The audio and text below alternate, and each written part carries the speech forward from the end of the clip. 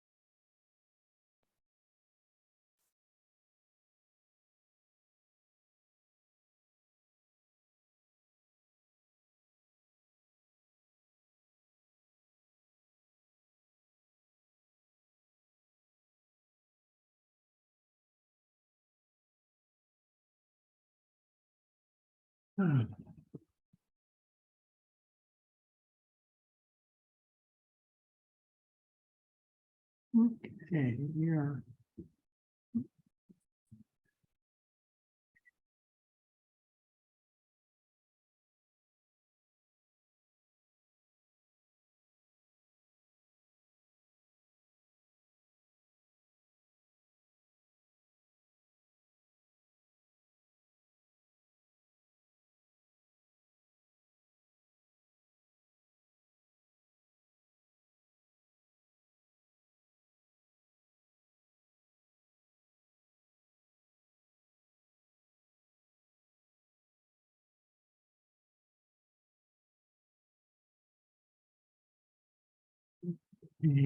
And I guess it's time to go ahead and get started on this. And but we're going to wrap up respiratory today and then move into the lymphatic system. It's the right respiratory.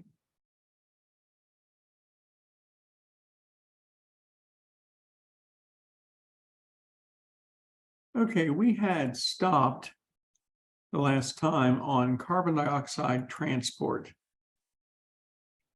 Nope, there's another one.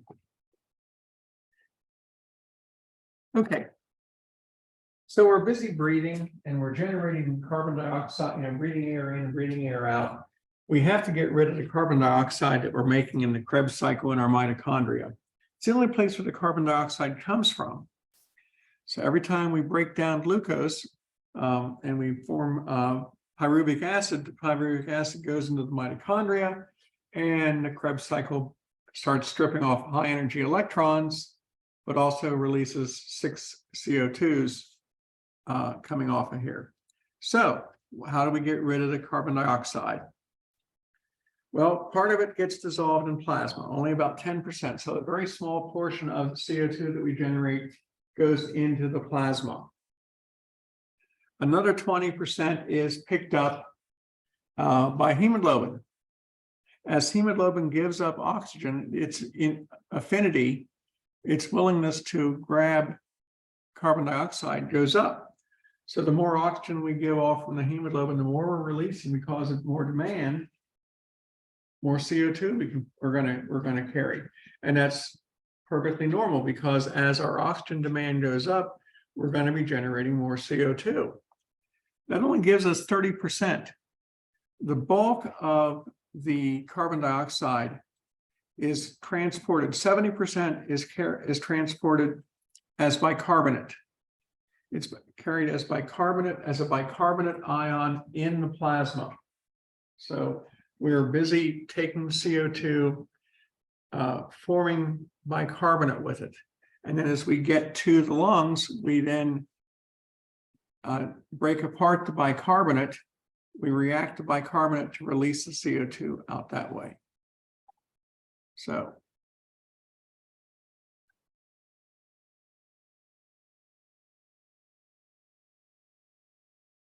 now what will happen, the process is that the bicarbonate ion forms.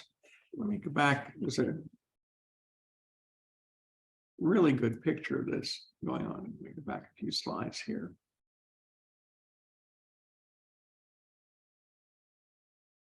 When we were talking about the chloride shift, let me show you that.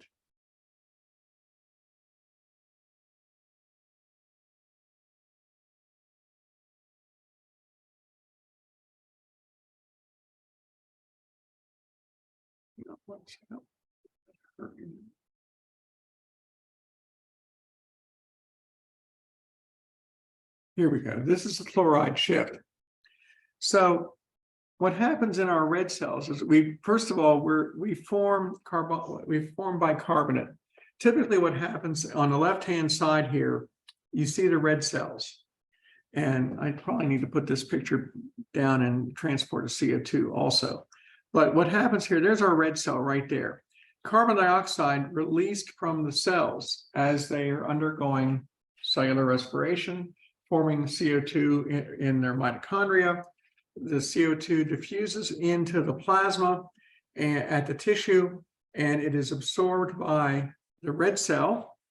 And the red cell combines the CO2 and water to form carbonic acid. However, the carbonic acid breaks down and the bicarbonate gets released into the plasma. That's the HCO3. That is the bicarbonate ion. That's where when we're sending all those negative ions out, the carbonic ions, the bicarbonate ions, we had to bring chloride back in. Now, when we get to the lungs, so we got all this bicarbonate floating in the plasma. 70% of the CO2 is bound up as bicarbonate. When that bicarbonate that has formed right at the tissues, and part of the CO2 is in the plasma, another part of it is bound up with the hemoglobin, and the rest of it's in the plasma as bicarbonate. When we get to the lungs, the bicarbonate then moves into the red cell and it reforms carbonic acid, which immediately breaks apart into carbon dioxide and water, and the carbon dioxide diffuses out into the alveoli. That's what's happening on the right-hand side of the picture here. So it sounds like a pretty complicated process to get where we want to go, but it works. Let's get back to where we were now. Okay, so carbon dioxide transport, 70% of the CO2 that is generated is carried to the lungs as the bicarbonate ion, the HCO3 negatively charged ion. When we get to the lungs, when the plasma reaches the lungs, the bicarbonate ion, the HCO3, will move back into the red cell, and it will form carbonic acid, which then is split by the same enzyme that formed the carbonic acid, combining CO2 and water, carbonic anhydrase. The same enzyme that formed the carbonic acid will now split it apart, and the carbon dioxide will diffuse out of the red cell and into the alveoli. So, control of breathing, shifting gears here, is in the medulla. The medulla has a respiratory center that can increase the breathing rate or slow it down, just like it does for the heart rate. We can speed up the heart rate and we can slow down the heart rate. Now, the respiratory center typically sets a breathing rate of about 15 breaths per minute. So about every 4 seconds, we'll take a breath. That's when we're sitting here at rest not engage in any kind of strenuous activity. Now, if we rapidly increase our breathing rate, we call it hyperventilation. The medulla tells us to breathe rapidly, to blow off CO2. Now, why would we do that? Well, if our CO2 levels are high, our carbon dioxide levels are high, then that means that we have lots of, how does the medulla know that? How does the medulla know that our carbonic acid, our CO2 levels are high? Well, it's measuring the pH of the blood. We have chemoreceptors along with those baroreceptors at the carotid sinus, at the aortic arch. The chemoreceptors are measuring pH of the blood. And the medulla, if it sees a drop in pH, meaning we're becoming more acidic, makes the assumption that it's because there's too much CO2. So if we have too much CO2, we're going to be too acidic, we're going to have too much carbonic acid, and the medulla will say, breathe faster to blow off CO2. That's why we breathe faster during exercise, not to gain more oxygen, but because we're generating more CO2. So as we become more and more acidic, we breathe faster and faster to try to release the CO2. Now, as we say here, the CO2 was the original stimulus, but now we're looking at the hydrogen ion concentrations. In other words, remember what hydrogen ions indicate. The more hydrogen ions you have, the more acidic your solution is. Acidity is a measure of the hydrogen ion concentration. So if you have carbonic acid, you've got lots more hydrogen ions. So now we take over with the hydrogen ions. So we are still monitoring for pH. We're still tracking the pH. Now, where this breaks down a little bit for the medulla is if it's something else causing the drop in pH, like ketoacidosis, for example. A rise in any of the metabolic acids are going to trigger the same hyperventilation. Like in ketoacidosis, what's one of the cardinal signs of that is the rapid breathing. Medulla can't distinguish between ketoacid, an increase in metabolic acids or an increase in carbonic acid. So its response is to breathe faster. We hyperventilate. Now, what about hypoventilation, slow breathing? If our CO2 levels drop, okay, how do we know the CO2 levels drop? We don't. Well, we do know that the acid-base levels of the blood will change. If our CO2 levels are low, if we have low CO2, our pH is going to go up. So if the pH goes up, we're going to become slightly alkaline, and that will trigger slow breathing. The medulla will detect that change in the pH and say, slow breathing, we are becoming more alkaline, therefore let's breathe slower to retain more CO2 to increase our carbonic acid level, cause our pH to drop back down where it belongs. So it sounds counterintuitive. Remember, don't get confused on CO2 and acid levels. As CO2 levels rise, we become more acidic. As CO2 levels drop, we become more basic.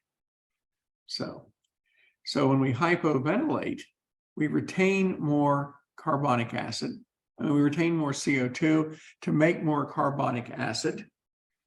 And so this slow breathing helps us. Now, where else can we get, now the problem with hypoventilation is acidosis. Okay. Normally, we're breathing slowly because we are becoming more alkaline. But if we continue to hypoventilate and we continue to retain more and more CO2, where's that CO2 going to go? it's going to continue to go into the blood, and we're not blowing it off fast enough. So now we could become acidotic. So if the original problem was that we were too alkaline, and we slow down our breathing rate to become, become balanced again back at 7.4. Well, what if we don't stop hypoventilating and we keep retaining CO2? And now we're becoming acidotic. And so we're retaining too much carbon dioxide. We can also, so that can become a problem because, hypoventilation, slow down the breathing rate, retain CO2, become more acidic, get back down to our normal level. What if we don't stop at the normal level? What if we continue to hypoventilate and now we're retaining too much CO2 and we are becoming more and more acidic? Another thing that can trigger this is too much lactic acid. If lactic acid accumulates, we can also become acidotic. Where do we get lactic acid? Lactic acid forms when our muscles are in oxygen debt. If our muscles are extremely fatigued, we're not converting glucose to pyruvic acid because there's no oxygen around for the mitochondria to use. So we're running on glycolysis alone. And so instead of making pyruvic acid, we're at the end of glycolysis, we're making lactic acid. Lactic acid levels go up, we become more acidic. And of course, we have excess fatty acids from diabetes. So lactic acid and the acids from diabetes are both metabolic acids as opposed to a carbonic acid. So we have, we have to be careful here when our patient is hypoventilating, because we may slide into acidosis. Now, problems with another problem in respiratory control is altitude. At higher elevations, we have less oxygen available. It's still 20% of the atmospheric air, but there's less of it.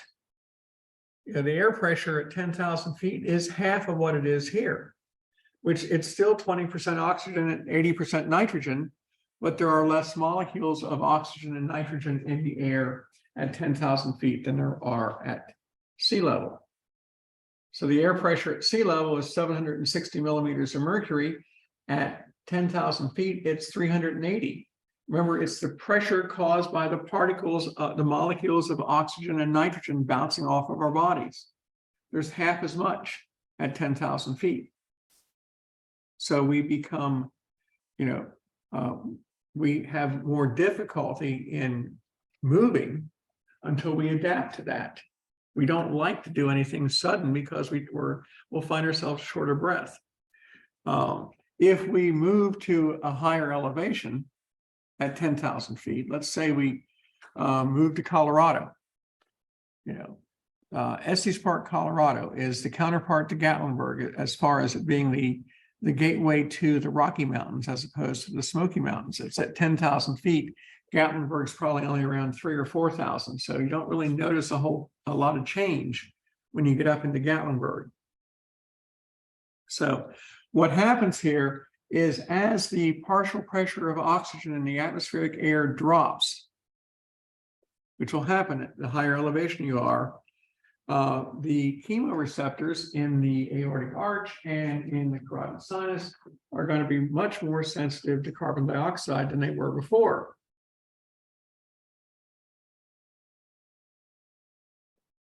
And so our chemoreceptors become sensitized, and we're going to increase our breathing rate to compensate for the reduced oxygen. So we will breathe faster simply because we need to get more oxygen in. Now, this will stop after a couple of days. It only takes a few days to acclimatize here. What will happen is that we will generate more red cells. Erythropoietin will get released from the bone marrow, and or rather from the kidneys to trigger red cell production in the bone marrow, and we'll have many more. Our hematocrit will go up. We'll have a higher percentage of red cells in our blood, carrying more oxygen, so that while the oxygen content is half of what it was at sea level, we're meeting our needs. And so our breathing rate won't be rapid after a few days.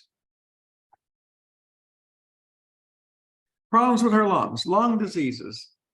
You know, in healthcare, you encounter lots of lung diseases. The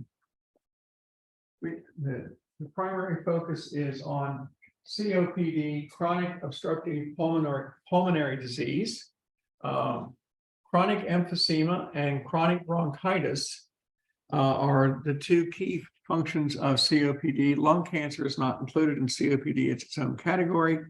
Emphysema is caused by destruction of the elasticity of the alveoli through constant exposure to tobacco smoke.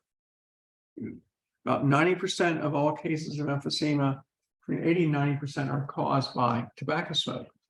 And what happens is that in chronic emphysema, the alveoli lose their elasticity, they will expand, and they can't contract when the lungs relax, and we end up trapping air.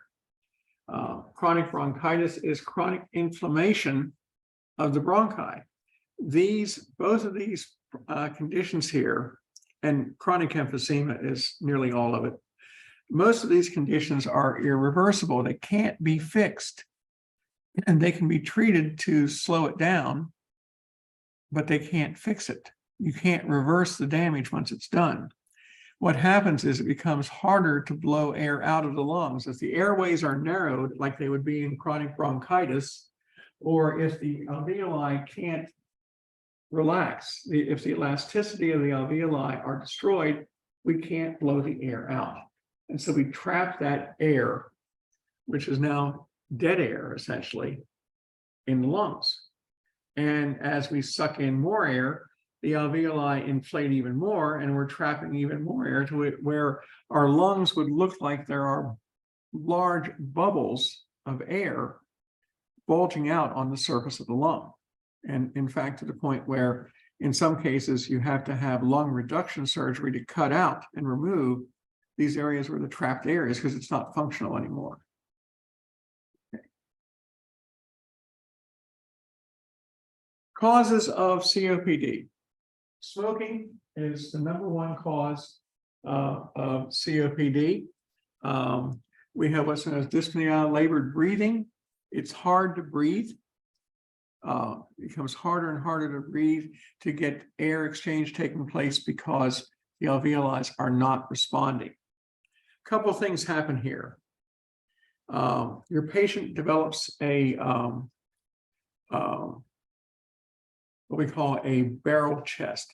As the lungs expand and trap air, the chest becomes rounded and larger. We also see your patient breathing with pursed lips, because they can force air in and out of their lungs like this without using the muscles here, just sucking air in and out. Because they're not going to get the lungs to respond, because the elasticity of the lungs has been destroyed. Cyanosis. Cyanosis is indicative here. You're going to see bluish tint of the skin, regardless of the pigmentation of your patient. Doesn't matter what color they are, the nail beds never lie. The fingernail beds are always pink in a healthy individual. They will start to turn blue with cyanosis. The lips also will turn blue. Doesn't matter, the melanin that's present in your skin, whatever level that is not going to show up in the nail beds or in the lips. And so that will tell you, give you the indication of cyanosis. You're also going to see the fingertips. As you see here, the fingertips become rounded and club-shaped. So you have a lot of physical changes in here, lots of coughing, lots of mucus generated here. We have what are called a very productive cough, lots of bronchitis, lots of lower respiratory tract infections, and because of all this mucus that's going on here. And mucus is where bacteria like to thrive, in a warm, dark, moist environment, so. And you don't get over it. The only thing that can fix it is a lung transplant. So emphysema, the number one COPD problem. The alveoli are permanently damaged. They're enlarged. The elasticity is destroyed. So it takes more energy to breathe. Instead of the intercostals, we're using the diaphragm, we're using other muscles along the side here. We're even using the muscle, if we're pursed lip, we're using the muscles around our mouth and in our neck. And so it takes more energy to do that. And so your patient gets tired. The hyperinflation of the lungs causes the barrel chest. All that air is trapped. You can't get out because we've lost that elasticity. And the capillaries that are trying to supply blood to the lungs have to enlarge. The lungs have enlarged, so the capillaries are going to become enlarged. Remember, the pulmonary trunk leads to the pulmonary arteries, and they lead to arterioles and capillaries. And those capillaries have to get bigger to send more blood out to reach the same level of oxygen saturation. So our right ventricle becomes enlarged. Your patient with emphysema will typically have an enlarged right ventricle. Why? Because it has to work harder. It has to work much harder to get the same amount of oxygen coming back to the left side of the heart. It has to send lots more blood out there. It has to increase the size of the capillary, and the right ventricle enlarges, but it gets weaker when it enlarges.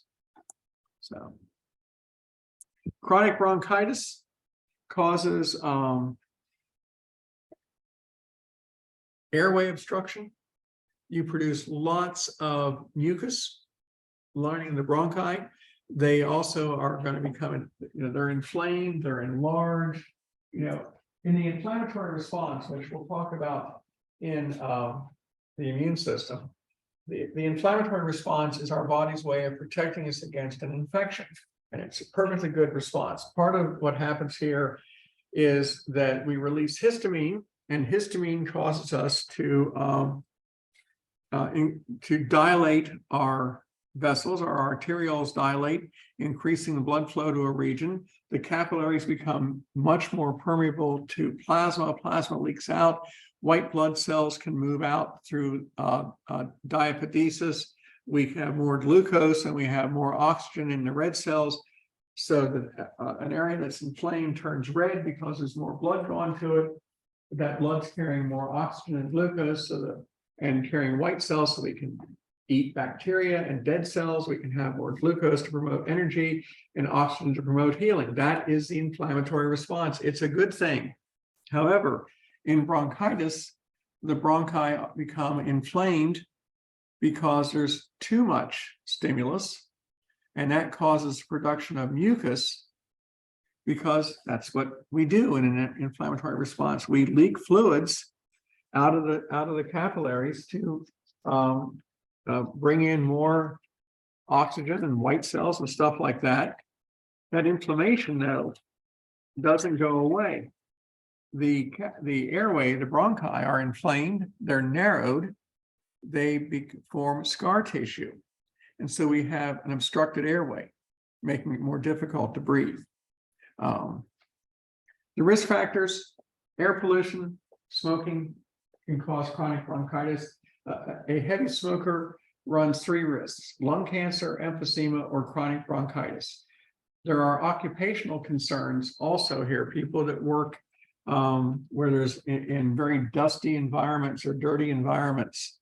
Coal miners run the risk of emphysema or chronic bronchitis too. A coal miner that smokes is doubling their risk, for example. So how do you treat? Well, it's difficult. Bronchodilators work to open up the airway. corticosteroids to open up the airway, lung reduction surgery, transplants can all help.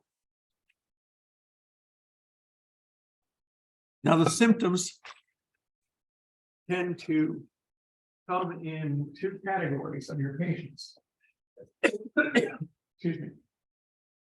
We have what are known as the pink puffers. The pink puffers typically are very thin. They're spending a great deal of their energy reserves breathing. They're using muscles, the accessory muscles like the diaphragm and the muscles around the neck and in the mouth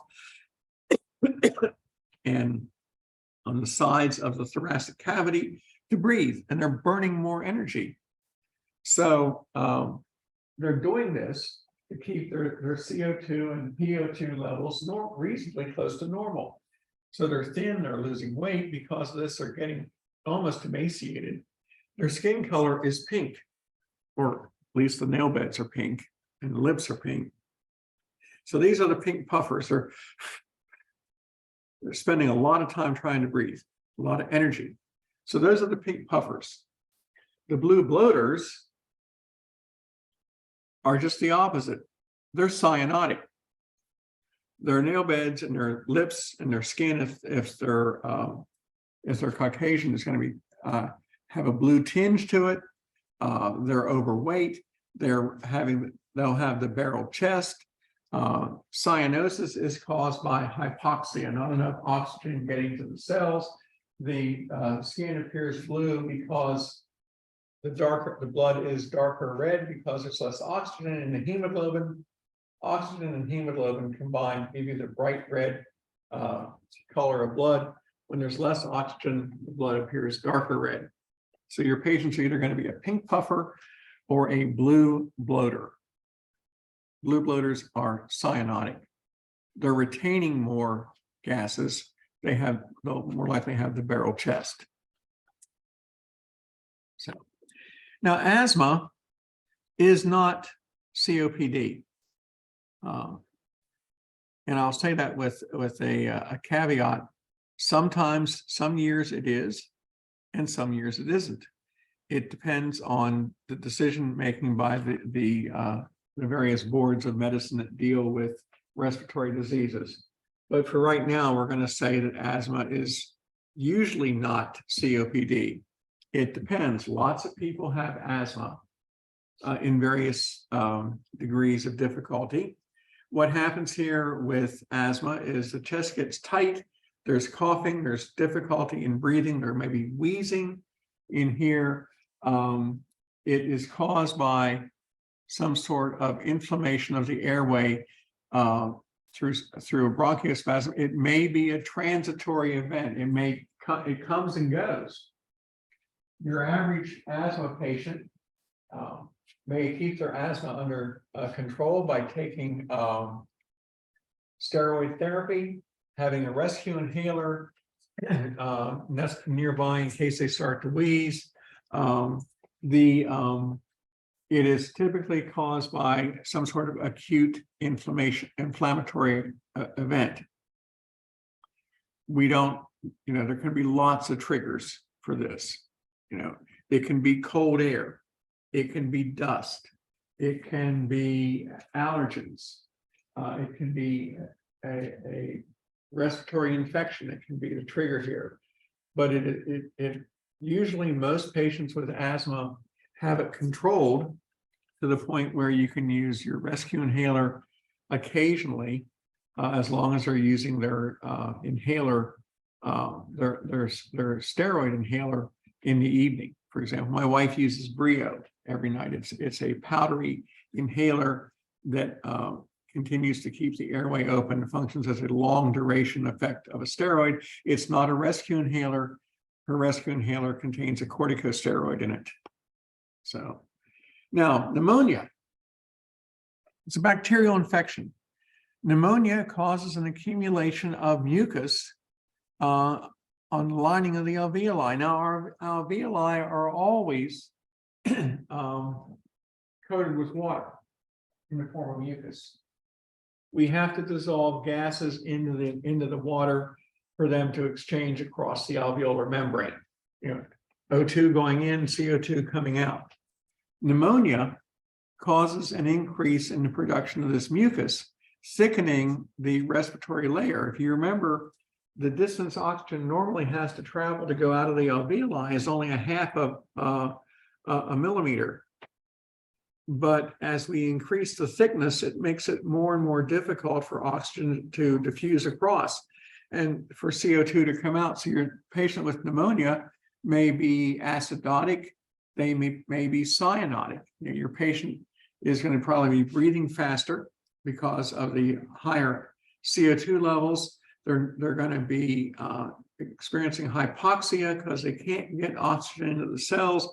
So they're going to be blue, cyanotic, and an X-ray would show a lot of fluid accumulation in the lungs. This is the edema. Normally, an X-ray doesn't give you much to go on about looking at the lungs. But here we see a lot of fluid accumulation in the lungs with pneumonia simply because of the increased mucus lining the inside of the alveoli. Other things that can happen with our lungs. Now, pneumonia is very easy to treat. It's bacterial, so there are numerous antibiotic treatments for it. But it is still nothing to be taken lightly. Now, what about penetrating injuries? This happens all the time to individuals. It can be some sort of trauma to the thoracic cavity. This is what's known as a pneumothorax. If we open up the pleural cavity to the outside air, we get a pneumothorax. If it is some sort of trauma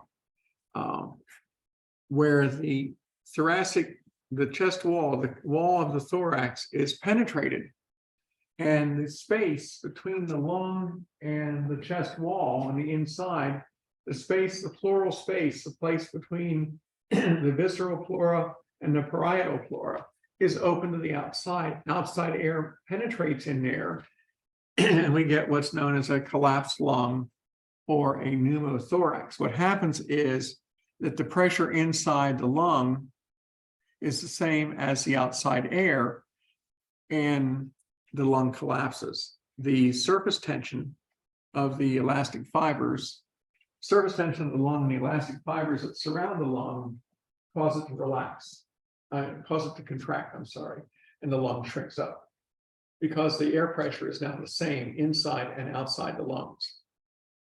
So we can see here, there on the top picture is two healthy lungs.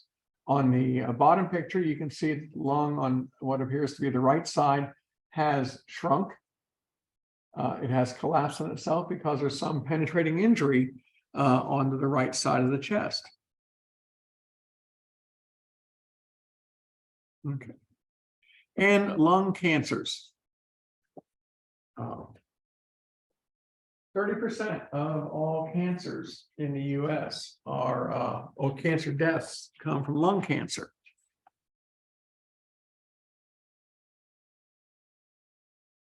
We see that 90% were smokers, and many cancer patients with lung cancer, when told that if they gave up their tobacco use, their cigarettes, they could afford their medications, will refuse to stop smoking, which makes no sense at all. Different medications for the treat lung cancers, the costs involved there can easily be met by the cost that they would be spending on their tobacco. But many cancer patients refuse to give up that.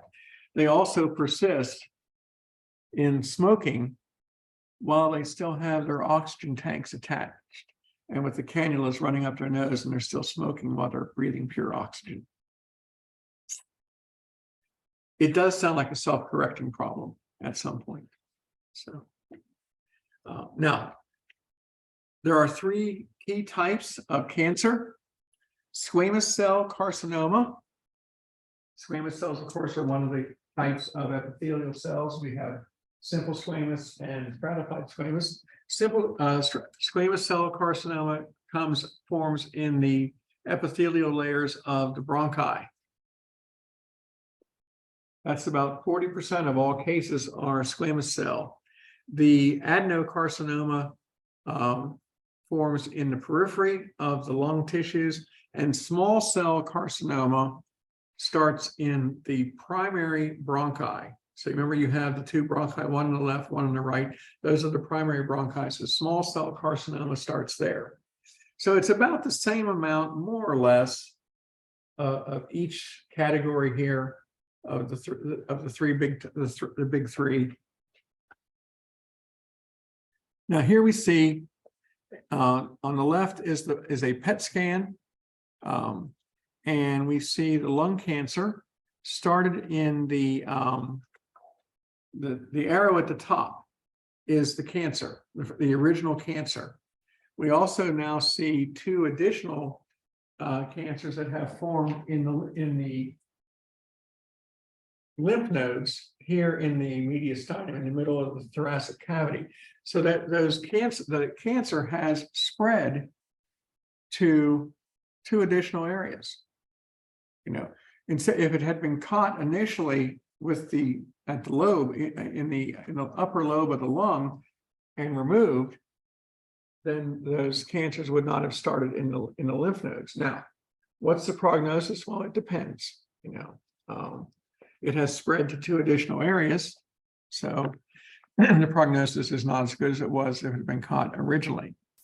Now, below on the right-hand side, you see lungs that have been removed, and you can see these lungs are filled with tumors. Now, the patient did not survive this, but lung cancer, the way lung cancers tend to kill your patient is the cancer grows and grows, it forms tumors. You know, of course, cancers are simply uncontrolled cell division, and they grow and grow, and they start growing into the blood vessels that supply the lungs, as well as the pulmonary trunk. And as they grow, they will start growing into these large vessels, and the vessels will rupture, and your patient will start bleeding out in here. Now, the upside is it's under low pressure. It's not going to bleed out quickly, but they're going to bleed out and ultimately die from this. And that is pretty much the end of the respiratory. Any questions? Okay. Now let us go into the lymphatic and immune system, and I'm going to go open that up, and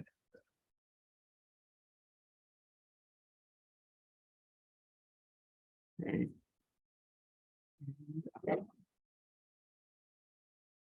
Let's bring this up here. Okay, so lymphatic system, and then we'll slide into the immune system also. And this came directly from the eLearn content, so it should be what you have. Okay. So, okay, lymphatic system is our parallel circulatory system. The lymphatic system runs alongside all of our arteries and veins. Its primary job is to return lymphatic fluid back to the plasma. See, our plasma leaks out of the capillaries. It leaks out of our capillaries and surrounds our tissues and cells, where it becomes interstitial fluid. The interstitial fluid is collected by the lymphatic system and brought back to the plasma. So it's the same fluid, it's just all about location. It can be plasma, it can be interstitial fluid, it can be lymph, and then it becomes plasma again. But before it gets back to the plasma, it has to be examined. And we run it through our lymph nodes. And our lymph nodes are designed to monitor the plasma and look for pathogens, because most of our white cells tend to hang out in the lymph nodes. looking for things to kill, essentially. So lymph is nothing but interstitial fluid that has entered into the lymph vessels. And when we go into the lymphatic vessels, everything goes through a series of lymph nodes. And we look for pathogens. We trigger the immune response if necessary.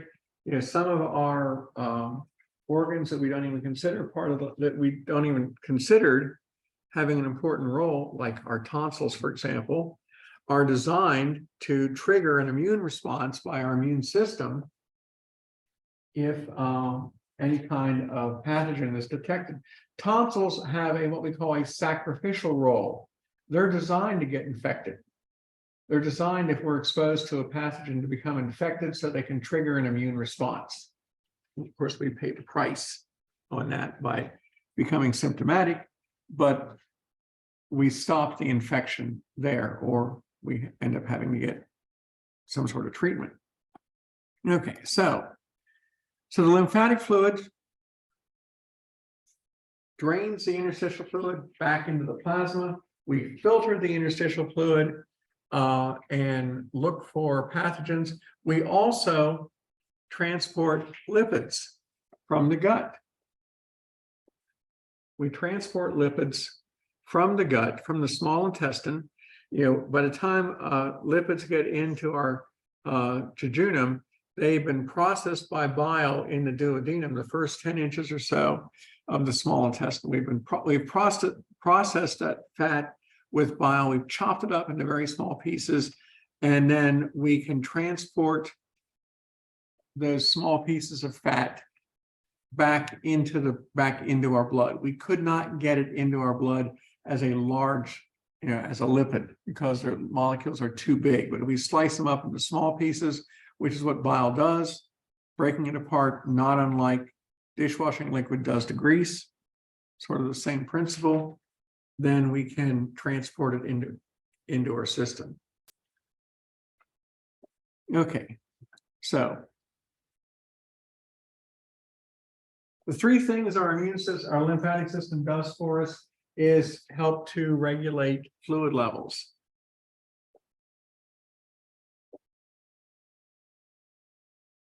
At any given time, most of our plasma is recovered.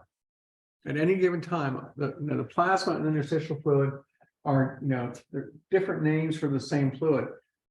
Plasma leaks out, it becomes interstitial fluid. Most of it is recovered, but at any given time, about 15% of what was plasma is now interstitial fluid surrounding the tissues. We can't let it get more than 15%. If we don't keep moving that lymphatic fluid, if we don't keep moving the interstitial fluid into the lymph system, then the interstitial fluid will start to accumulate. Usually only about 15% of the liquid surrounding the cells is going to be say that properly. Most of the plasma goes back to the plasma. 15% of the plasma stays as interstitial fluid. At any given time, the amount of fluid around the cells amounts to 15% of that extracellular fluid. Now we're constantly moving that 15% into the lymph system so we can filter it. And as the 15% moves through the lymph system, more plasma is leaking out and becoming interstitial fluid. So at any given time, it's about 15% of our overall extracellular fluid is surrounding the tissues. That's a better way of saying it. We have to collect this fluid and filter it. We can't let it accumulate in around the cells. So we collect it as lymph. Same fluid. Plasma is interstitial fluid, is now lymph. Lymph gets recovered, gets filtered through the lymph nodes, and is recovered back as plasma. Our lymphatic system can't handle more than about 15% at any given time.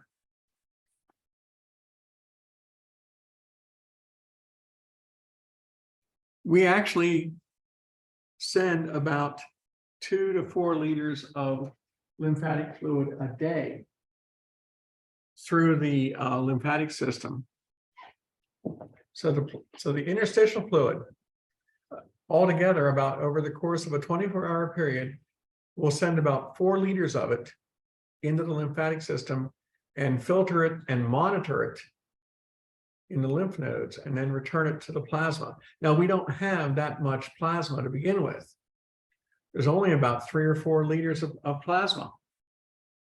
But we're running it through here over and over and over again, just like the glomerulus. The glomerulus filters out 180 liters of plasma a day. We don't have anywhere near 180 liters of plasma. We filter our entire blood supply 60 times a day. We get 180 liters because we're doing it over and over and over again. We've only got 3 or 4 liters of plasma. So it's at some point over the course of 24 hours, we have run all of our plasma through the lymphatic system, through the lymph nodes, looking for something pathogenic, making sure there isn't anything there. So that's the first. So the primary function is to regulate the fluid levels outside the cells. Remember that the water content outside the cells has to match the water content inside the cells. The sodium levels outside the cells are essentially the same as inside. If water leaves the cell, it goes into the interstitial fluid. If water leaves the interstitial fluid, it goes into the cells. It should be a zero gain. It's only when we have too much water on one side or the other that we see a significant shift. We talked about this in fluid and electrolytes. If we have too much salt in the interstitial fluid, it means we have less water. So water will leave the cells. If we have too little salt in the interstitial fluid, then water will go from the interstitial fluid into the cells and the cells will swell up. So the second thing is the collection of fat.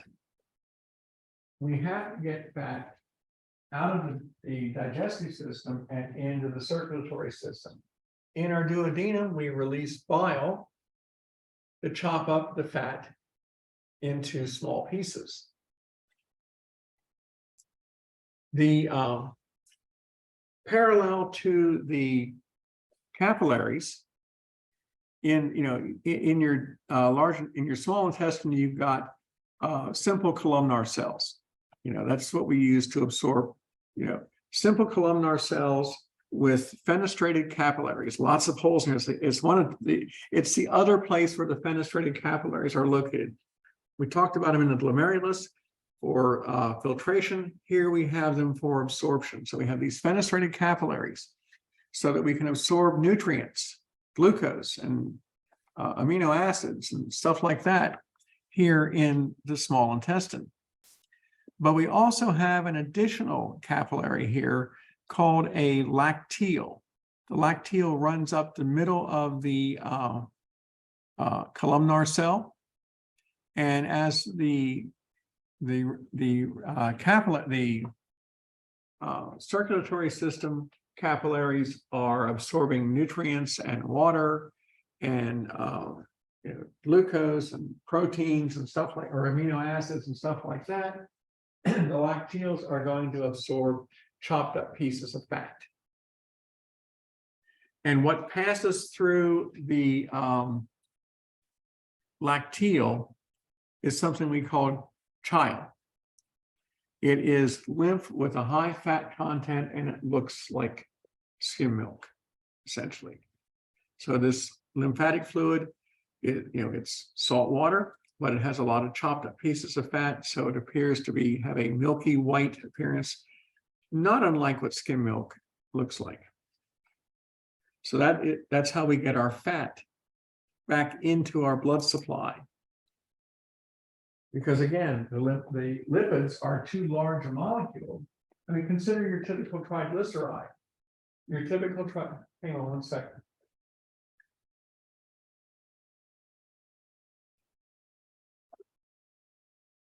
I think so. Yeah, it should be over there on the table.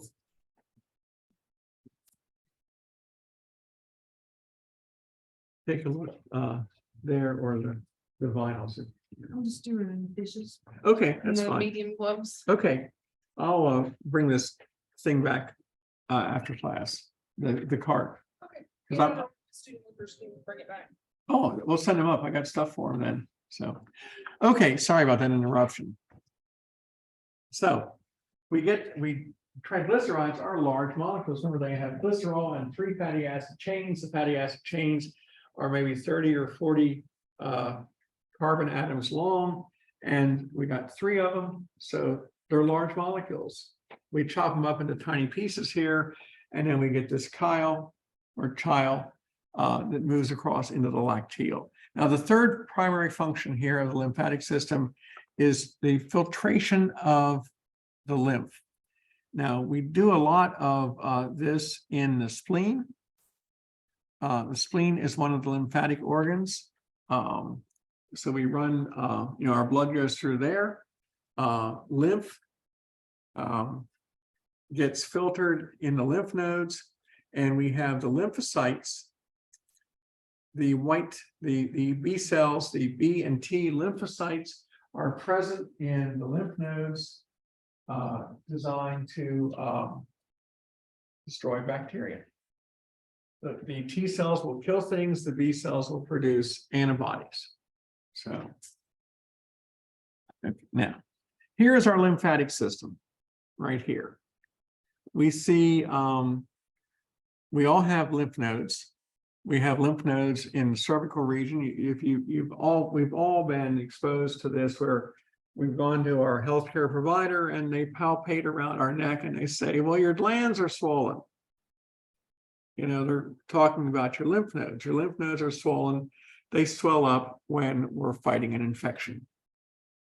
So we have nodes here in the cervical region. We have nodes in the axillary region. We have nodes down the middle of our chest, they call it in the mediastinum. We have nodes in the inguinal region, down in the groin area. Our parallel circulatory system, the lymphatic system, enters into our blood-filled circulatory system through 2 large ducts. There is a duct on each subclavian vein. On the left subclavian vein, we have the thoracic duct. Goes in. There's an opening called the thoracic duct into the left subclavian vein, and the right thoracic duct goes into the right subclavian vein. Now, these are low pressure ducts. The pressure inside the lymphatic vessels is very low. But we're going to return all this plasma that became interstitial fluid, that became lymph, after it has gone through all these nodes, all those lymph nodes. That's what they're there for. They're there to monitor and filter the lymphatic fluid, looking for pathogens. And the response is going to be either kill them right there or activate the overall immune response. Because when you consider how many pathogens we may be exposed to on a daily basis, and we never become symptomatic, it's because we have a very rapid response in our lymph nodes. So the lymphatic system is very low pressure. I just said that. It works on the same principles as the venous return flow. We have to milk we have to milk the lymphatic veins the same way that we did the blood vessel veins. Skeletal muscle squeezes the lymphatic veins. The pressure changes in the abdomen, which also, as we increase the inner abdominal pressure and we take a deep breath and then we relax, that squeezes the return flow of blood in the veins. It's the same way we get the lymph back up to the thoracic ducts. We have valves. We have valves that don't let backflow occur, just like we have in the veins. We have arteries that are squeezing that are adjacent to the lymphatic veins. We also have smooth muscle in the lymphatic vessels, squeezing and pushing the material up. One thing we do have that's different is that the capillary flow, the lymphatic capillaries that are feeding the lymphatic fluid into the larger lymphatic veins, lymphatic vessels, are only, they are one way.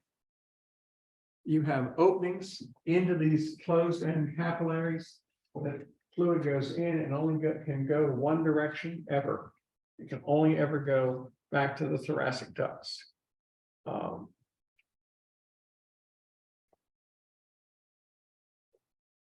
one of the things that sounds counterintuitive here is physical activity increases our lymphatic flow because skeletal muscles are moving and we're breathing faster and things like this. But that doesn't help healing. When we have an injury, it often helps to immobilize the injury so that the inflammatory response has time to work on a particular area. The inflammatory response, inflammation is a good thing for us.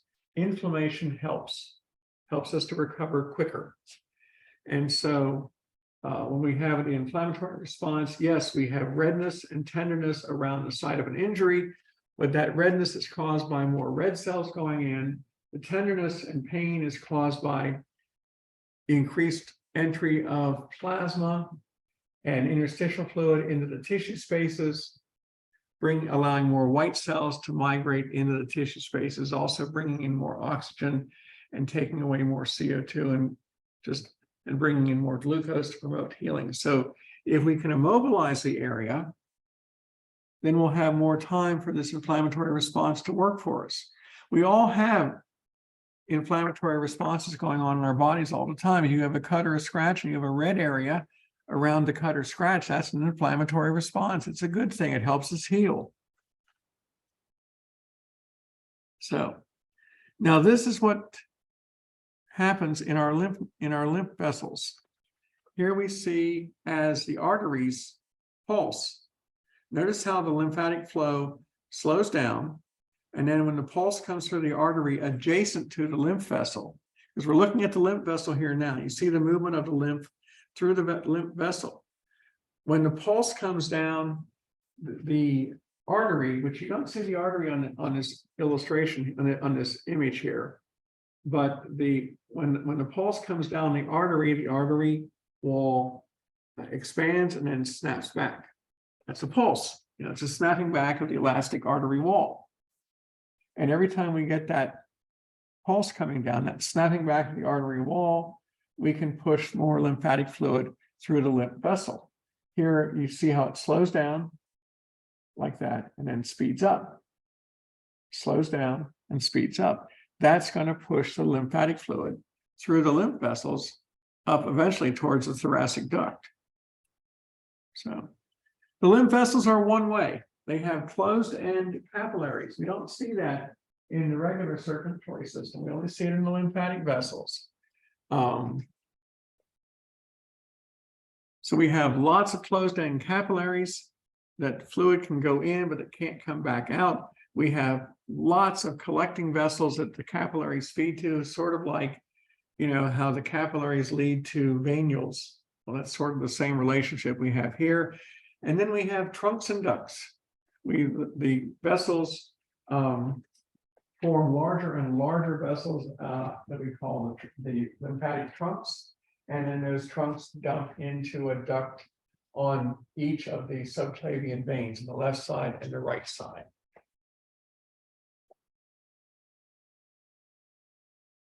Okay. Now the capillaries, they're very small, but they're closed end. We don't have them in our bones. We don't have them in our teeth. We don't have them in our bone marrow, and we don't have them in our central nervous system, but we have them everywhere else. They are very permeable capillaries. They can pick up stuff that blood capillaries can't. They can pick up proteins. Proteins are large. We pick up amino acids in the capillaries.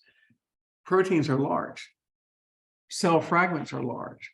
Pathogens, we don't like pathogens, but the the lymphatic capillaries can pick them up, and they can pick up cancer cells. And the reason they pick up cancer cells is so that we can identify them and try to kill them. You know, the natural killer cells, we'll talk about those when we get into the immune response. Natural killer cells, that's exactly what they do. They are white cells that kill cancer cells. So we can kill them. How many times have we ever been exposed to a cancer cell and we didn't know it and it got killed by our own defense systems? Probably all the time. Now, the downside of these capillaries is that while they're busy killing cancer cells and destroying pathogens and stuff like that, is that the lymphatic capillaries are like a prime pathway for these cells to metastasize and travel. In breast cancer, the number one place that metastasized cancer cells go to are the axillary lymph nodes. In treating breast cancer, you have to consider whether or not the cancer cells have metastasized to the lymph nodes. In the first place, they're going to go, not the inguinal, not the mediastinal lymph nodes or the inguinal lymph nodes or the cervical lymph nodes. They're going to go to the axillary lymph nodes. That's the first place they go, following the pathways of the lymphatic capillaries.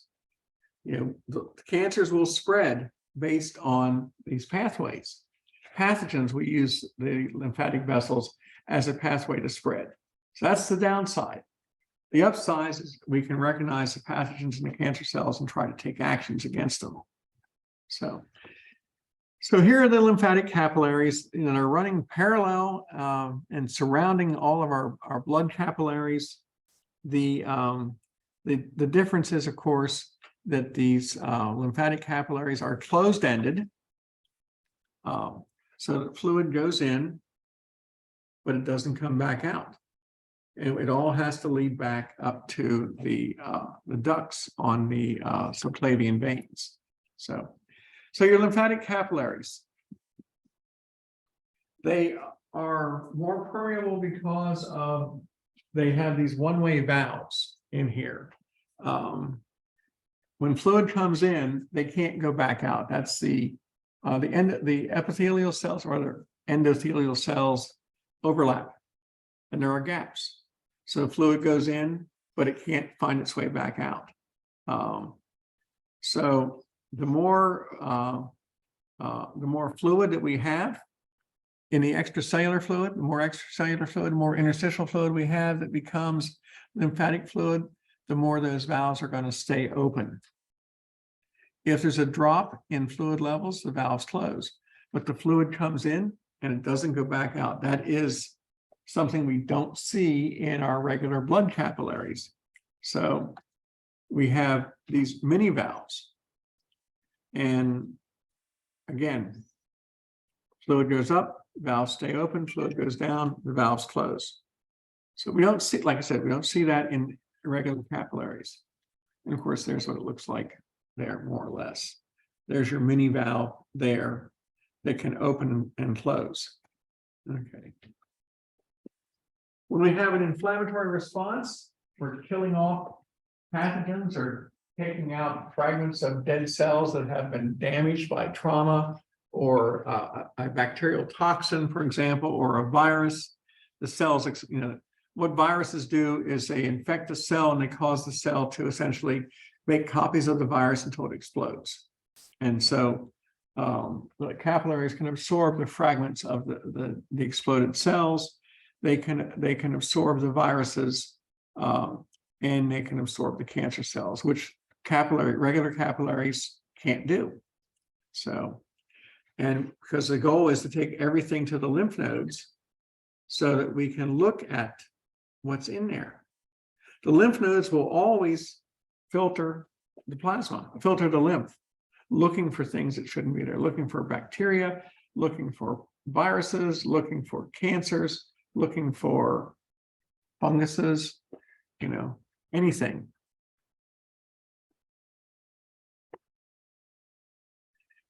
Now, this is what, dealing with these capillaries, there is a variant here called the lacteal. I mentioned this earlier. This is what the lacteal looks like. In the villi of the small intestine, remember that the small intestine is made of simple columnar cells, and the simple columnar cells have these plicae circulari structures that form these ridges inside here. And then on these ridges, we have villi, finger-like projections that stick out. And then off of the villi, we have the microvilli. And because it's just fingers on fingers, if you will.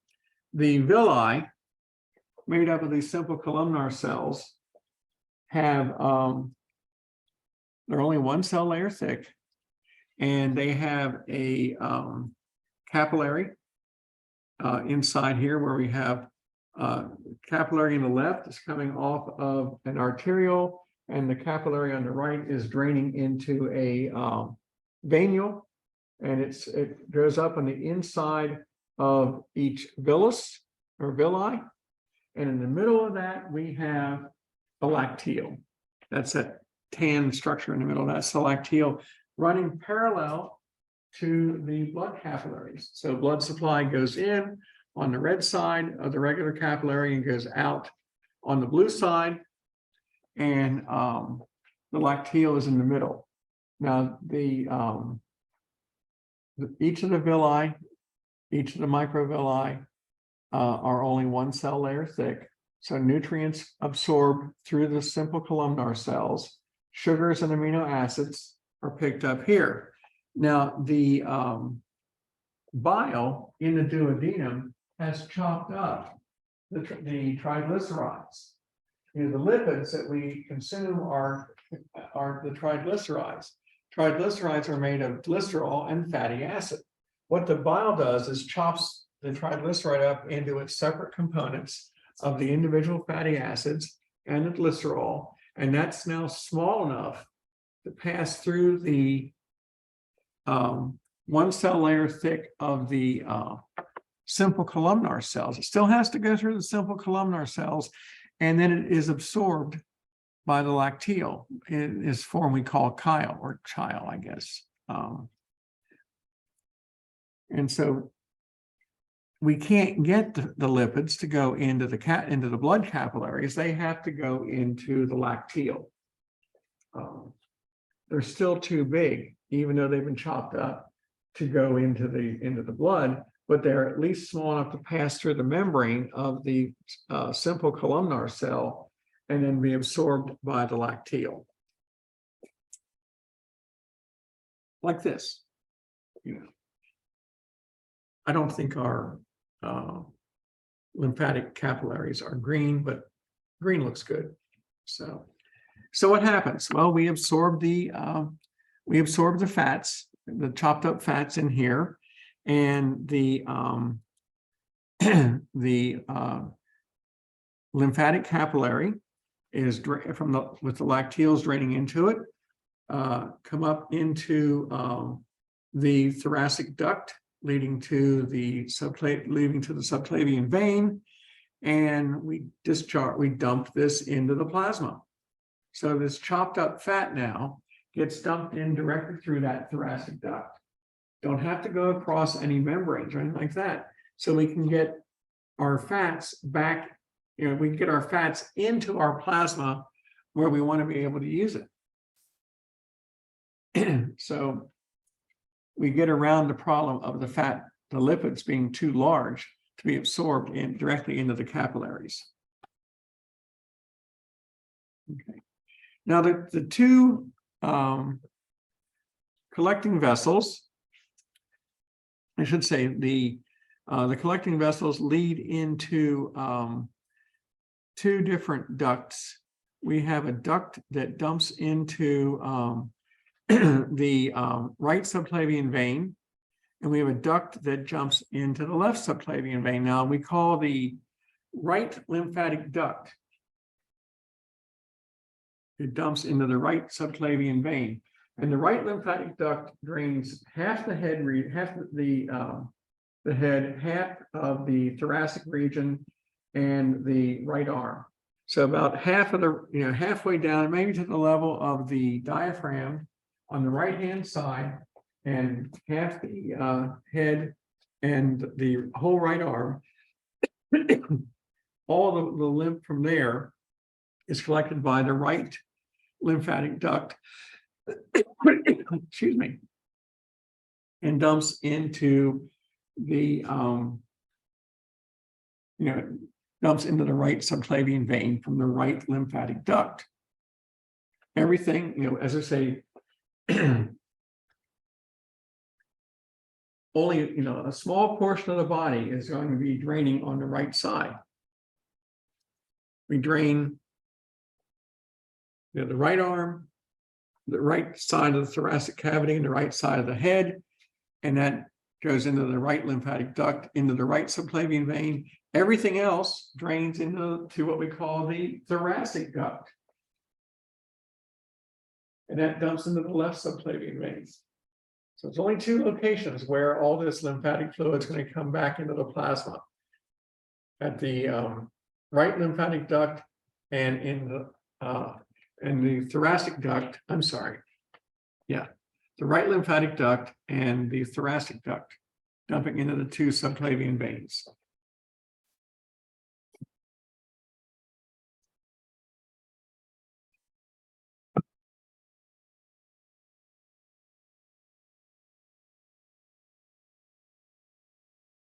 Now, just like we see in the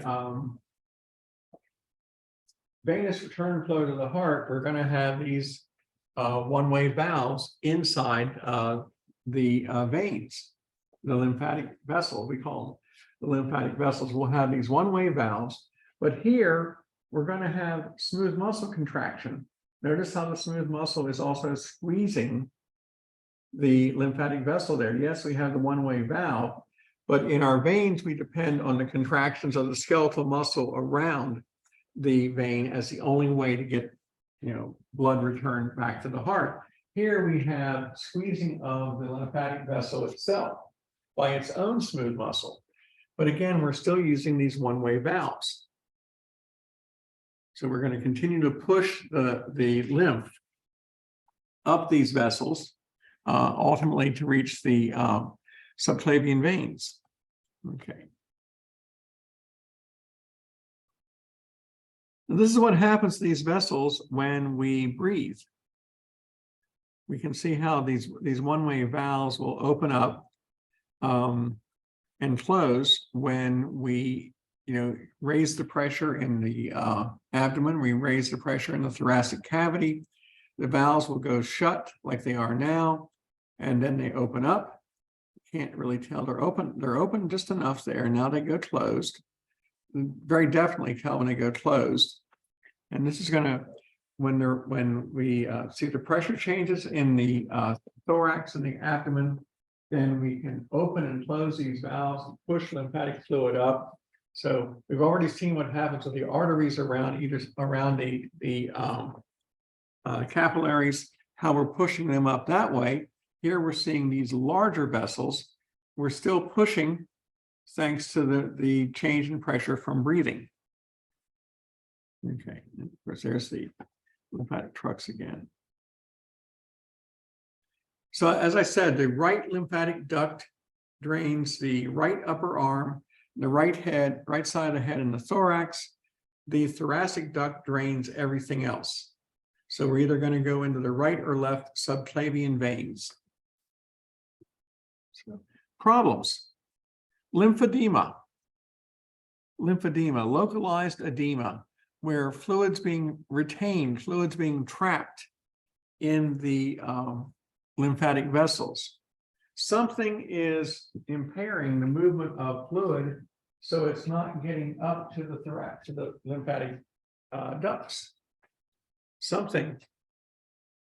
If the vessels, this can be treated if the lymphatic vessels can be repaired, or if there's another pathway. You have to be able to enlarge them, because what we're doing there is we're retaining an awful lot of fluid. Here you see the left leg. In the picture on the right, you see the left leg horribly swollen because of that fluid retention. Over here on the picture on the left, you see the right arm swollen because of the retention of fluid.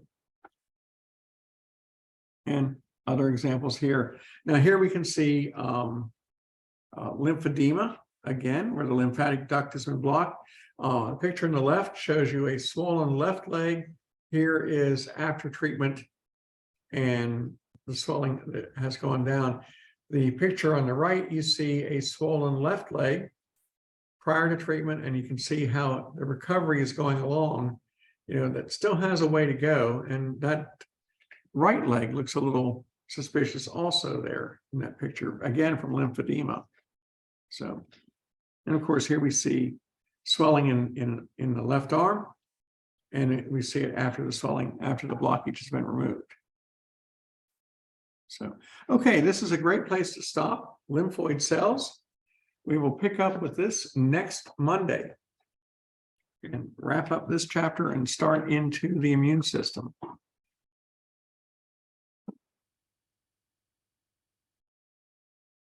Okay.